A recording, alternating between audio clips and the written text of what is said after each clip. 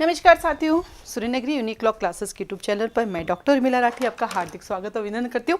RJS की vacancy finally form भरने start 1 मार्च से लेकर 31 मार्च तक। ठीक है, अब सबसे अच्छी बात क्या हुई कि आपको पढ़ना क्या है।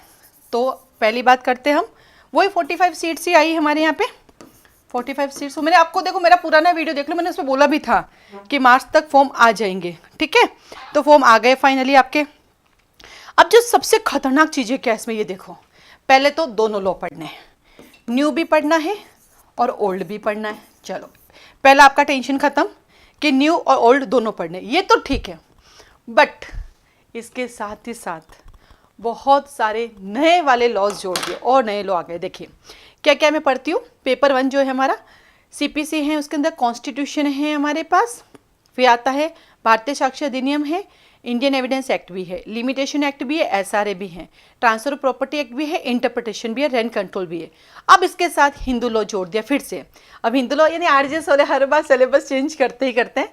हिंदू लॉ इन्होंने जोड़ दिया, Hindu succession, Hindu minority, Hindu law के 4 जोड़ दिए।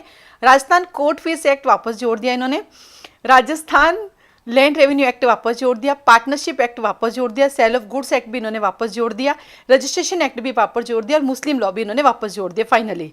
तो ये सब सब्जेक्ट पहले थे, फिर हट गए, फिर वापस आ गए। ये था सिविल का। क्रिमिनल का इन्होंने बीएनएस आ गया, और मतलब दोनों बीएनएस, सीआरपीसी, आईपीसी और बीएससी तीनों आ गए हैं। ठीक है, ये तीनों आपके नए वाले भी आ गए, तो हो गया।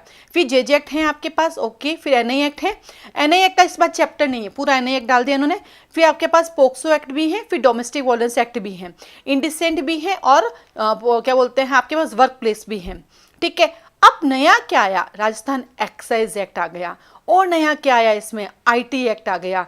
तो इतने नई चीज़ें जोड़ दी। तो आप सबको बहुत सारी बधाइयाँ, आरजेएस की वैकेंसी आ गई है, फॉर्म भरने शुरू हो गए। मैंने कहा ही था इसी साल हो जाएंगे इस बार, लेकिन ये नहीं पता था कि इतने सारे सब्जेक्ट बढ़ा दिए जाएंगे। तो आप सबको ऑल द बेस्ट। आप हमारे फाउंडेशन बैच ज्वाइन कर सकते हैं, क्योंकि सारे सब्जेक्ट मैं पढ़ाती हूँ। ये जो जितने नए जुड़े हैं वो हम पढ़ाते हैं। हमारे पास इनकी रिकॉर्डिंग भी अवेलेबल है, आप आराम से दे सकते हैं, क्योंकि ये सब हमारे एडीजे के एग्जाम में भी था, तो हमारे रैपिड रिवीजन के रूप में वो भी हमारे पास अवेलेबल है। तो बस जल्दी से अपने फॉर्म भरिए, एग्जाम इसी साल होगा। और मैंने लास्ट वीडियो में भी कहा, अपने स्टेटस पे लगाया कि एग्जाम इसी साल होंगे। हमारे फाउंडेशन बैच 11 मार्च से स्टार्ट हो रहे हैं, आप आराम से उन्हें ज्वाइन कर सकते हैं। 11 मार्च से मॉर्निंग में 4 घंटे क्लास है, इवनिंग में भी 4 घंटे क्लास है, और रैपिड रिवीजन भी हमारे साथ साथ चलता रहता है, तो आप आराम से ज्वाइन कर सकते हैं। ठीक है, क्योंकि 8 और 9 मार्च को एडीजे मेन का एग्जाम है ना, उसके बाद 11 मार्च को नए बैचेस स्टार्ट हो रहे हैं। साथ साथ रैपिड रिवीजन कोर्स अवेलेबल हमारे पास, वो रिकॉर्डिंग वे में मिलेगा, वो भी तैयार है। आप सबको ऑल द बेस्ट।